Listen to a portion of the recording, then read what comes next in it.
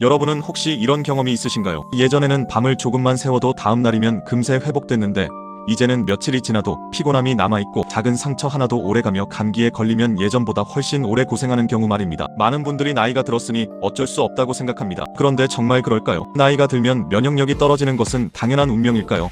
아니면 우리가 모르고 지나친 생활 습관 때문에 몸이 보내는 구조 신호를 놓치고 있는 것일까요? 오늘은 이 질문의 답을 함께 찾아보겠습니다. 끝까지 들으신다면 면역력이 단순히 감기에 걸리지 않는 힘이 아니라 우리 몸 전체를 지키는 가장 중요한 방어 시스템이라는 사실과 매일 실천할 수 있는 관리 방법까지 자연스럽게 이해하게 되실 것입니다. 많은 사람들이 면역력이라고 하면 병균을 막아내는 능력 정도로만 생각합니다. 하지만 실제로는 훨씬 넓은 의미를 가지고 있습니다. 우리 몸은 하루에도 셀 수 없이 많은 세포가 생겨나고 사라집니다. 작은 상처도 생기고 염증도 생기며 잘못 만들어진 세포도 계속 나타납니다. 건강한 몸이라면 이런 문제들을 그때그때 원래 상태로 되돌려 놓습니다. 마치 어질러진 방을 매일 조금씩 정리하면 언제나 깨끗한 상태를 유지할 수 있는 것처럼 말입니다. 하지만 정리를 미루기 시작하면 처음에는 작은 먼지였던 것이 시간이 지나면서 큰 문제가 됩니다. 몸도 마찬가지입니다. 면역력은 우리 몸을 끊임없이 제자리로 되돌려 놓는 정리 능력이라고 이해하면 훨씬 쉽습니다. 그래서 노화 역시 조금 다르게 바라볼 필요가 있습니다. 우리는 흔히 나이가 들면 약해지는 것이 당연하다고 말하지만 실제로는 관리하는 사람과 그렇지 않은 사람의 차이가 시간이 지날수록 더욱 크게 벌어집니다. 똑같은 나이를 살아도 어떤 사람은 활력이 넘치고 어떤 사람은 작은 일에도 쉽게 지치게 됩니다. 결국 중요한 것은 세월 자체가 아니라 몸을 얼마나 꾸준히 관리했느냐입니다. 몸은 관리한 만큼 반응하고 방치한 만큼 빠르게 무너집니다. 우리 몸속에서는 매일 아주 많은 세포들이 제 역할을 다하고 새로운 세포로 교체됩니다. 이 과정이 원활하게 이루어질 때 건강이 유지됩니다. 그러나 손상된 세포를 제대로 구별하지 못하거나 정리하지 못하면 몸속에는 불필요한 것들이 하나둘 쌓이기 시작합니다. 처음에는 아무런 증상이 없지만 시간이 흐르면 염증으로 이어지고 염증은 또 다른 질환으로 연결될 가능성이 높아집니다. 그래서 면역력은 단순히 병을 막는 능력이 아니라 몸속 질서를 유지하는 관리 시스템이라고 생각하는 편이 훨씬 정확합니다. 그러면 많은 분들이 이런 궁금증을 가지실 겁니다. 그렇다면 내 면역력이 떨어졌는지는 어떻게 알 수 있을까요? 특별한 검사를 받지 않아도 몸은 이미 여러 신호를 보내고 있습니다. 문제는 우리가 그 신호를 너무 쉽게 나이 탓으로 돌려버린다는 것입니다. 가장 먼저 나타나는 변화는 쉽게 피곤해지는 현상입니다. 충분히 잠을 잤는데도 몸이 무겁고 쉬어도 개운하지 않으며 하루를 시작하는 것 자체가 힘들다면 몸은 이미 회복 능력이 떨어졌다는 신호를 보내고 있을 가능성이 있습니다. 예전에는 하루 쉬면 괜찮아졌던 피로가 며칠씩 이어진다면 단순한 피곤함으로 넘기지 않는 것이 좋습니다. 두 번째는 염증이 자주 생기거나 오래 지속되는 경우입니다. 잇몸이 자주 붓고 피부 트러블이 반복되고 작은 상처도 쉽게 낫지 않는다면 몸속 청소 시스템이 예전만큼 활발하지 않다는 뜻일 수 있습니다. 건강한 몸은 염증이 생겨도 빠르게 해결합니다. 하지만 면역 기능이 약해지면 염증이 오래 머물고 결국 만성화될 가능성이 높아집니다. 그래서 작은 염증을 반복적으로 경험하는 분이라면 생활 습관부터 다시 점검해 볼 필요가 있습니다. 이유 없이 여기저기 아픈 것도 중요한 신호입니다. 특별히 다친 적도 없는데 어깨가 아프고 허리가 아프며 손목이나 무릎이 계속 불편하다면 단순히 나이 때문이라고만 생각해서는 안 됩니다. 몸속에서는 염증과 회복이 균형을 이루어야 하는데 그 균형이 깨질 경우 통증으로 먼저 나타나는 경우가 적지 않습니다. 몸은 말이 없지만 통증이라는 언어로 계속 신호를 보내고 있는 것입니다. 의외로 많은 분들이 놓치는 부분도 있습니다. 바로 기분의 변화입니다. 예전보다 쉽게 우울해지고 아무것도 하기 싫으며 삶의 의욕이 떨어지는 경우입니다. 물론 다양한 원인이 있을 수 있지만 최근에는 장 건강과 면역 시스템이 감정 조절에도 큰 영향을 준다는 연구가 꾸준히 발표되고 있습니다. 행복 호르몬이라고 불리는 세로토닌의 대부분은 장에서 만들어집니다. 다시 말해 장 환경이 나빠지고 면역 기능이 떨어지면 기분까지 영향을 받을 수 있다는 이야기입니다. 그래서 몸이 힘들면 마음도 함께 지치는 경우가 생각보다 훨씬 많습니다. 기억력이 예전 같지 않다고 느끼는 분들도 계실 것입니다. 같은 이야기를 반복하거나 방금 하려던 말을 잊어버리고 물건을 어디에 두었는지 자주 기억나지 않는다면 단순히 건망증이라고 넘기기 전에 몸 전체의 건강 상태를 함께 살펴볼 필요가 있습니다. 뇌 역시 우리 몸의 일부입니다. 몸속 회복 시스템이 제대로 작동하지 않으면 뇌도 영향을 받을 수밖에 없습니다. 그래서 기억력이 떨어질 때는 뇌만 바라볼 것이 아니라 몸 전체의 면역과 생활 습관을 함께 돌아보는 것이 중요합니다. 이쯤 되면 한 가지 공통점을 발견하게 됩니다. 피로, 염증, 통증, 우울감, 기억력 저하처럼 전혀 관계없어 보이는 증상들이 사실은 하나의 뿌리에서 시작될 수도 있다는 점입니다. 그래서 건강을 이야기할 때는 질병 이름보다 몸이 왜 이런 신호를 보내는지를 먼저 이해하는 것이 중요합니다. 그렇다면 몸은 왜 이런 문제를 만들게 되는 것일까요? 우리가 매일 먹는 음식과 들이마시는 공기를 생각해보면 답이 보입니다. 우리 몸은 외부에서 들어오는 것들을 끊임없이 받아들이며 살아갑니다. 그런데 몸속으로 들어온 것들을 제대로 걸러내고 필요한 것은 흡수하며 필요 없는 것은 배출하는 능력이 약해지면 결국 몸은 조금씩 균형을 잃게 됩니다. 질병은 어느 날 갑자기 찾아오는 것이 아니라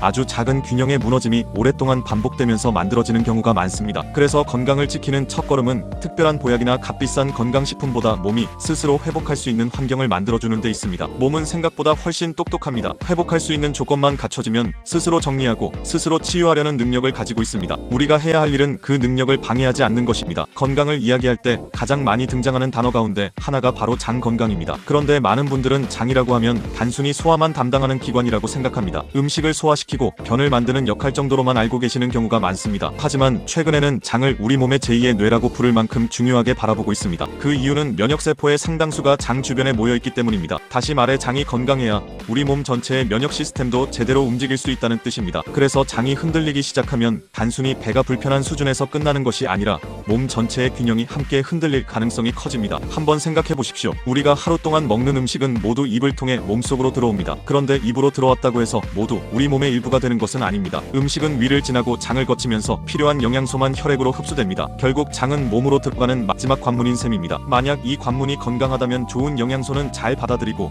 몸에 해로운 물질은 최대한 막아낼 수 있습니다. 하지만 장의 기능이 약해지면 필요한 것은 제대로 흡수하지 못하고 불필요한 물질은 오히려 몸 안으로 들어오기 쉬워집니다. 결국 모든 건강의 출발점은 장에서 시작된다고 해도 과장이 아닙니다. 여기에서 중요한 역할을 하는 것이 바로 장 속에 살고 있는 유익균입니다. 우리 눈에는 보이지 않지만 장 속에는 엄청나게 많은 미생물이 살아갑니다. 이들은 우리가 먹은 음식 가운데 일부를 분해하면서 몸에 도움이 되는 다양한 물질을 만들어냅니다. 특히 채소의 풍부한 식이섬유는 유익균에게 가장 좋은 먹이가 됩니다. 유익균은 식이섬유를 먹고 짧은 사슬 지방산이라는 유익한 물질을 만들어내는데 이 물질은 장 점막을 튼튼하게 하고 염증을 줄이며 장이 제 기능을 유지하도록 돕는 역할을 합니다. 그래서 채소를 꾸준히 먹는 사람일수록 장 환경이 건강하게 유지될 가능성이 높습니다. 많은 분들이 채소는 몸에 좋다는 이야기를 수도 없이 들어왔습니다. 하지만 문제는 왜 좋은지 모르고 먹는 경우가 많다는 것입니다. 단순히 비타민이 많아서가 아닙니다. 채소는 우리 몸속 청소부 역할을 합니다. 우리는 하루에도 다양한 음식을 먹습니다. 외식을 하기도 하고 가공식품을 먹기도 하며 기름진 음식도 먹습니다. 현실적으로 완벽한 식단을 유지하기는 어렵습니다. 그렇다면 중요한 것은 몸속에 쌓이는 찌꺼기를 얼마나 잘 정리하느냐입니다. 청소를 하지 않는 집이 시간이 지나면서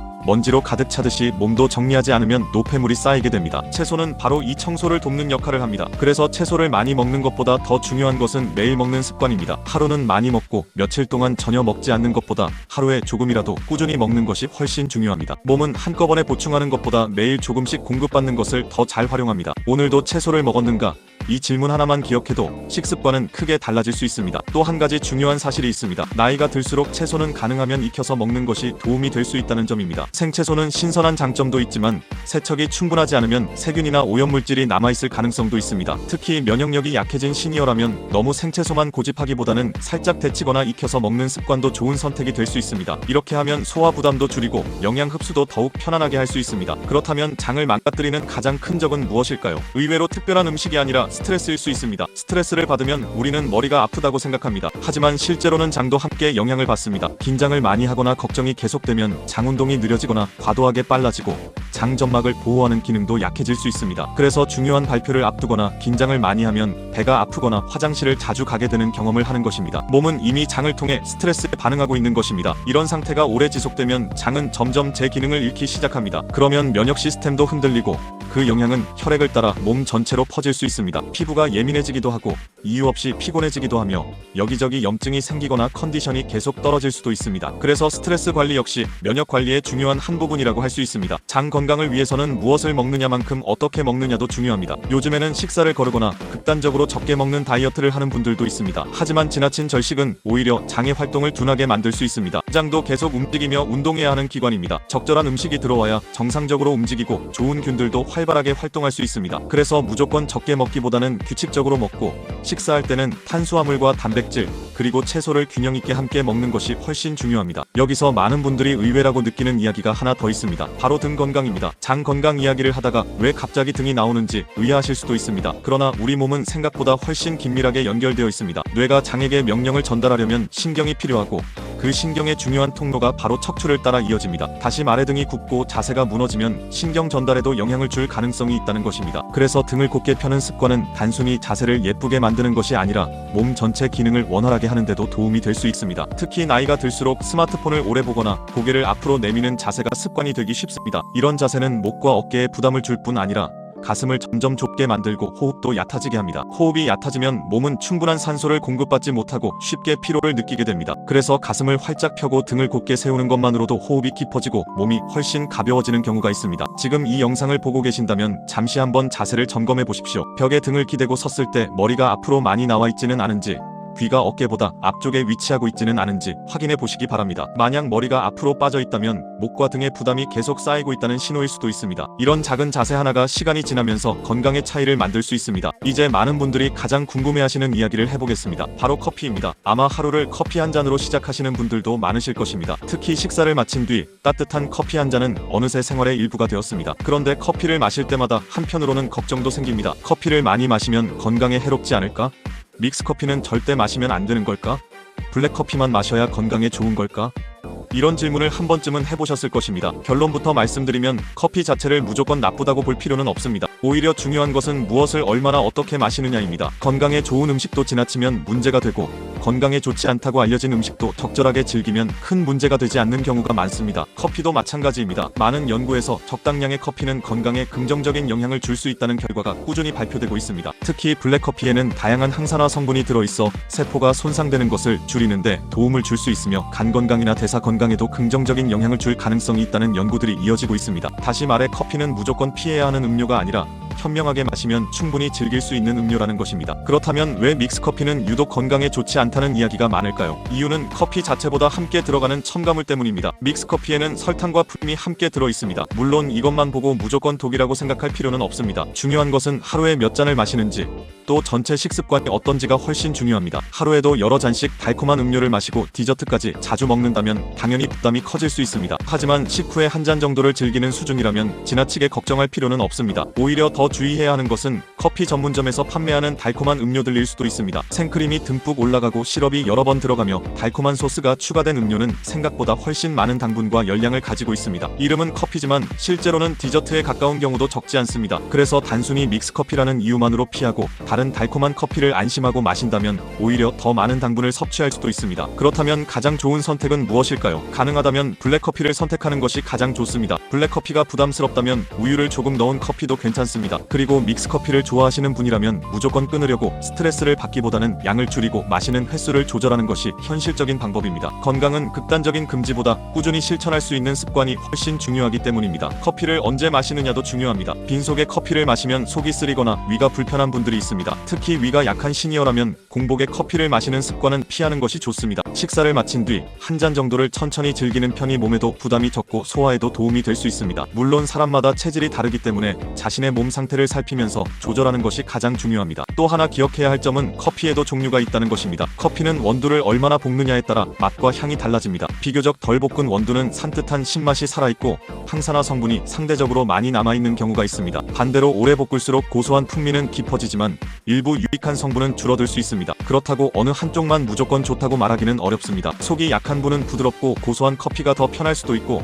산미가 있는 커피를 좋아하는 분도 있을 것입니다. 결국 중요한 것은 자신의 몸에 맞는 커피를 적당히 즐기는 것입니다. 커피를 마시면 화장실에 가고 싶어지는 경험을 하신 적도 있으실 것입니다. 실제로 커피에 들어있는 일부 성분은 장 운동을 자극해 배변 활동을 돕는 데 영향을 줄 수 있습니다. 그래서 어떤 분들은 아침 식사 후 커피 한 잔을 마시면 자연스럽게 화장실을 가게 된다고 이야기합니다. 하지만 이건 역시 사람마다 차이가 있습니다. 커피를 마셨을 때 속이 너무 불편하거나 설사가 반복된다면 무리해서 마실 필요는 없습니다. 그렇다면 믹스커피를 조금이라도 더 건강하게 즐길 수 있는 방법은 없을까요? 식후에 마시는 습관을 들이는 것이 첫 번째입니다. 그리고 가능하다면 당분이 많은 간식과 함께 마시는 것은 줄이는 것이 좋습니다. 또한 커피를 마신 뒤에는 물도 함께 마셔주는 습관을 들이면 수분 보충에도 도움이 됩니다. 커피를 마셨다고 해서 물을 대신한 것으로 생각하는 분들이 있는데 물은 물대로 충분히 마셔주는 것이 중요합니다. 여기서 물 이야기를 조금 더 해보겠습니다. 나이가 들수록 갈증을 느끼는 감각이 둔해지는 경우가 많습니다. 그래서 몸에 수분이 부족해도 스스로 잘 알아차리지 못하는 분들이 적지 않습니다. 하지만 혈액은 수분이 충분해야 원활하게 흐르고 노폐물도 잘 배출할 수 있습니다. 그렇다고 한꺼번에 많은 양을 마실 필요는 없습니다. 오히려 조금씩 자주 마시는 습관이 몸에는 더욱 부담이 적습니다. 아침에 일어나 한 잔, 식사 전후에 조금씩, 외출 전후로 한 잔씩 마시는 습관만 만들어도 몸의 수분 균형을 유지하는 데 도움이 됩니다. 많은 분들이 건강을 위해 특별한 음식이나 값비싼 영양제를 먼저 찾습니다. 하지만 우리 몸은 거창한 것보다 기본을 훨씬 중요하게 생각합니다. 충분한 수분을 마시고 규칙적으로 식사하며 채소를 매일 먹고 몸을 움직이고 숙면을 취하는 것, 이런 평범한 습관들이 결국 면역력을 지탱하는 가장 큰 기둥이 됩니다. 아무리 좋은 건강식품을 먹더라도 생활 습관이 무너지면 효과를 기대하기 어렵습니다. 결국 건강은 어느 하루의 선택으로 결정되지 않습니다. 오늘 하루 어떻게 먹었는지, 오늘 얼마나 움직였는지, 오늘 몸을 얼마나 쉬게 했는지가 모여 몇 년 뒤의 건강을 만듭니다. 그래서 가장 좋은 건강법은 특별한 비법이 아니라 평생 계속할 수 있는 작은 습관을 만드는 것입니다. 이제 마지막으로 꼭 함께 생각해 볼 주제가 있습니다. 바로 암입니다. 아마 건강검진 결과를 기다릴 때 가장 많이 걱정하는 질환도 암일 것입니다. 주변을 둘러봐도 암 진단을 받았다는 이야기를 어렵지 않게 들을 수 있고, 그래서 많은 분들이 혹시 나도 암에 걸리는 것은 아닐까 하는 불안감을 가지고 살아갑니다. 그런데 암은 하루아침에 갑자기 생기는 병이 아닙니다. 대부분 오랜 시간 동안 생활 습관과 몸의 환경이 조금씩 변하면서 만들어지는 경우가 많습니다. 그렇기 때문에 암을 이해하려면 먼저 우리 몸이 어떻게 건강을 유지하는지부터 알아야 합니다. 우리 몸의 세포는 일정한 수명을 다하면 스스로 생을 마감합니다. 그리고 새로운 세포가 그 자리를 대신합니다. 이 과정이 자연스럽게 이루어질 때는 아무런 문제가 없습니다. 하지만 염증이 반복되거나 세포가 계속 손상을 입으면 몸은 손상된 세포를 급하게 새 것으로 바꾸려 합니다. 문제는 이 과정이 반복될수록 세포가 실수할 가능성도 조금씩 높아질 수 있다는 점입니다. 다시 말해 몸속 환경이 오랫동안 나빠질수록 비정상적인 세포가 생겨날 가능성도 커질 수 있는 것입니다. 그래서 암 예방의 핵심은 특별한 약을 찾는 것이 아니라 몸이 불필요한 염증을 만들지 않도록 돕는 데 있습니다. 몸속이 늘 깨끗하게 정리되고 손상된 세포가 제때 회복된다면 건강한 상태를 오래 유지할 가능성도 커집니다. 결국 면역력이 중요하다고 계속 말씀드린 이유도 바로 여기에 있습니다. 면역은 단순히 감기를 막는 기능이 아니라 몸속에서 잘못된 세포를 찾아내고 정리하는 역할까지 담당하기 때문입니다. 그렇다면 암을 예방하기 위해 가장 먼저 바꿔야 할 것은 무엇일까요? 많은 전문가들이 공통적으로 이야기하는 것이 바로 식습관입니다. 물론 유전적인 영향도 있습니다. 하지만 실제로는 생활 습관이 차지하는 비중이 훨씬 크다는 연구들이 꾸준히 발표되고 있습니다. 다시 말해 매일 어떤 음식을 먹고 어떤 생활을 하느냐가 건강을 결정하는 중요한 요소라는 뜻입니다. 여기에서 많은 분들이 간과하는 것이 바로 씹는 습관입니다. 우리는 좋은 음식만 찾으려고 하지만 정작 어떻게 먹는지는 놓치는 경우가 많습니다. 음식을 충분히 씹으면 침이 많이 분비됩니다. 침에는 소화를 돕는 성분뿐 아니라 입안을 보호하고 몸의 첫 번째 방어선을 담당하는 여러 물질이 들어있습니다. 급하게 삼키기만 하는 식사는 이 과정을 충분히 활용하지 못하게 됩니다. 그래서 건강을 위해서는 천천히 씹는 습관부터 만드는 것이 중요합니다. 물도 빼놓을 수 없습니다. 우리 몸은 대부분이 물로 이루어져 있습니다.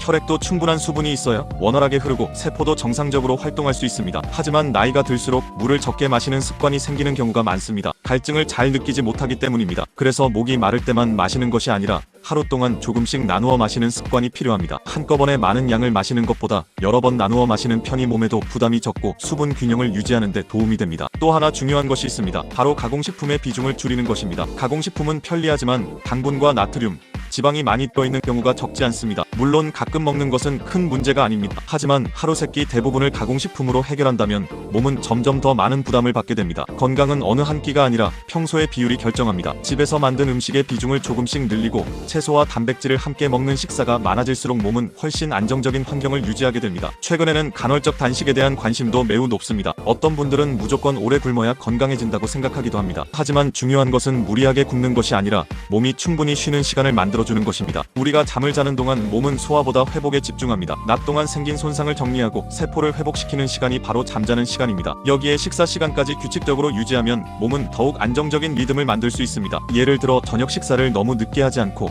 야식을 줄이며 아침까지 충분한 공복 시간을 유지하는 것만으로도 몸은 회복에 사용할 시간을 확보하게 됩니다. 계속해서 음식이 들어오면 몸은 소화하는 데 에너지를 사용해야 하지만 공복 시간이 생기면 그 에너지를 회복과 정리에 사용할 수 있습니다. 그래서 중요한 것은 극단적인 단식이 아니라 일정한 생활 리듬을 유지하는 것입니다. 그리고 절대로 잊지 말아야 할 것이 있습니다. 바로 건강검진입니다. 아무리 생활 습관을 잘 관리해도 모든 질환을 완벽하게 막을 수는 없습니다. 그래서 정기적인 검진은 반드시 필요합니다. 특히 연령에 맞는 위내시경이나 대장내시경 같은 검사는 미루지 않는 것이 좋습니다. 질환은 조기에 발견할수록 치료 결과가 훨씬 좋아질 가능성이 높기 때문입니다. 또 하나 도움이 되는 것은 자신의 몸을 잘 아는 주치의를 만드는 것입니다. 몸은 하루아침에 변하지 않습니다. 이전 검사 결과와 현재 상태를 함께 비교하며 꾸준히 관리해줄 수 있는 의료진이 있다면 작은 변화도 훨씬 빨리 발견할 수 있습니다. 건강은 아플 때만 병원을 찾는 것이 아니라 건강할 때 지키는 것이 가장 좋은 방법입니다. 그리고 가족과 친구의 역할도 매우 중요합니다. 사람은 의외로 자신의 변화를 가장 늦게 알아차리는 경우가 많습니다. 말이 느려졌다거나 표정이 달라졌다거나 예전보다 자꾸 같은 이야기를 반복한다는 것은 가까운 사람이 먼저 발견하는 경우가 많습니다. 그래서 혼자 건강을 지키려고 하기보다 가족과 함께 생활 습관을 바꾸고 서로의 변화를 관심 있게 살펴보는 것이 큰 도움이 됩니다. 오늘 이야기를 정리해 보겠습니다. 면역력은 특별한 능력이 아니라 몸을 원래 상태로 되돌리는 회복의 힘입니다. 장 건강은 그 면역력의 중심이며 채소를 꾸준히 먹고 스트레스를 줄이며 자세를 바르게 유지하는 작은 습관들이 몸 전체를 바꾸는 출발점이 됩니다. 커피 역시 무조건 피할 것이 아니라 적절한 양을 현명하게 즐기는 것이 중요합니다. 그리고 암을 비롯한 많은 질환은 하루아침에 생기는 것이 아니라 오랜 생활 습관이 쌓여 만들어집니다. 그래서 오늘부터 거창한 목표를 세우기보다 단 한 가지라도 실천해 보시기 바랍니다. 식사할 때 채소를 한 가지 더 올려놓는 것, 물을 조금 더 자주 마시는 것, 식후에 가볍게 걷는 것, 잠들기 전 야식을 참는 것, 등을 펴고 깊게 호흡하는 것. 이런 작은 습관들이 모여 10년 뒤, 20년 뒤의 건강을 결정합니다. 몸은 우리가 어떻게 대하느냐에 따라 놀라울 만큼 달라질 수 있습니다. 오늘이 가장 빠른 시작입니다. 지금부터라도 몸이 스스로 회복할 수 있는 환경을 만들어준다면 여러분의 면역력은 분명히 조금씩 달라질 것입니다. 건강은 특별한 비법이 아니라 매일 반복하는 평범한 습관에서 시작된다는 사실을 꼭 기억하시기 바랍니다.